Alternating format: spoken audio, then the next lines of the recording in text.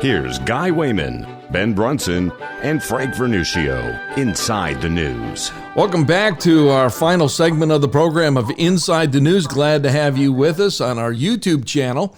And thank you so much for joining us. And every day for 5 straight days, it's released at 9 a.m. The only days we're not releasing is Monday and Tuesdays, but it starts again on Wednesday, segments 1 through 5, or A through E.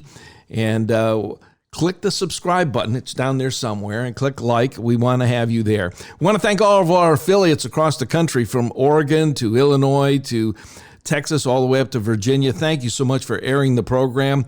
And now we're back here with our final topic here. And we talked about Iran reopening, but let's talk about this, America reopening, but Iran attacking the organization that is fighting the Wuhan virus. Ben, was that your notes or was that Frank's notes? Frank, was that your note? It was. Okay, go. But I always defer to Ben when it comes to Iran. Okay, Ben, go. Well, look, Iran is dealing with a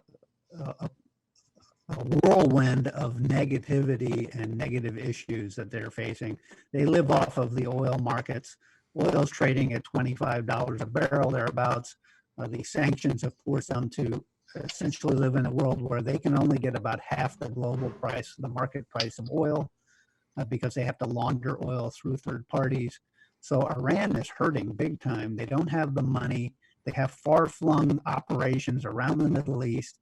They're supporting the Houthi rebels in Yemen. They're supporting the Assad regime in Syria, supporting Hezbollah and Hamas, and all of their arming and activities against Israel. They're spending a lot of money and they don't have the income to pay for it. So Iran is hurting right now. And luckily, the president is keeping the pressure on. He is not backing down. I don't think he's going to back down at all during the remainder of his term in office. And hopefully this will force either the Iranians to find a new regime, which would be the best outcome, or secondarily to come to the table and actually negotiate meaningfully with the U.S. Okay, now time for our hot button topics. And Frank Vernuccio, what's yours? Well, on the evening of April 11th, 2020, while the world was transfixed, spending its time worrying about COVID-19, which of course originated in China, the Chinese were doing something fascinating.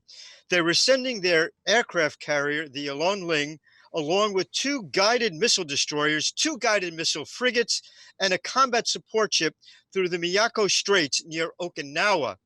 So while the world was concentrating on COVID, China was expanding its military reach, expanding its military experience, and showcasing its powerful new Navy. It's a topic that you simply aren't seeing covered very much at all on MSNBC or CNN or the New York Times or the Washington Post. At some point, just as we talked about earlier in the show, that we recognize that China is engaging in warfare by other means against the rest of the world. It is also starting to do the things it needs to do to start a war by very old-fashioned military means against the rest of the world. And unless we start paying attention to what China is doing, we'll find ourselves behind the 8 ball with that, just as we found ourselves in a deficit in dealing with China in manufacturing and in medical care. Okay, it's time now for you, Ben, with your hot button topic. Well, everyone, I think, knows the name Neil Ferguson now. He is the professor at Imperial College in London, very prestigious institution, who is the lead epidemiologist, the Anthony Fauci of the UK. And his modeling really was the premise for the UK shutdown. It was a pretty ugly scenario that he foresaw for the UK. It turns out I read a great article written anonymously by a Google senior coder, a longtime senior coder at Google, and that person's identity was confirmed as far as that was concerned, that looked at the model and looked at the coding behind the model and found meaningful bugs and errors in that model, and found the rather awkward outcome that multiple tests of the model would bring different results with the same inputs, which means you have a serious bug, almost certainly a circularity issue somewhere in your model.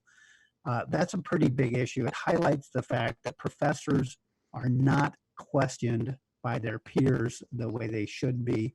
And you can apply this to the climate change models as well. It's an example of the unwillingness to confront professors that have attained a certain level of eminence.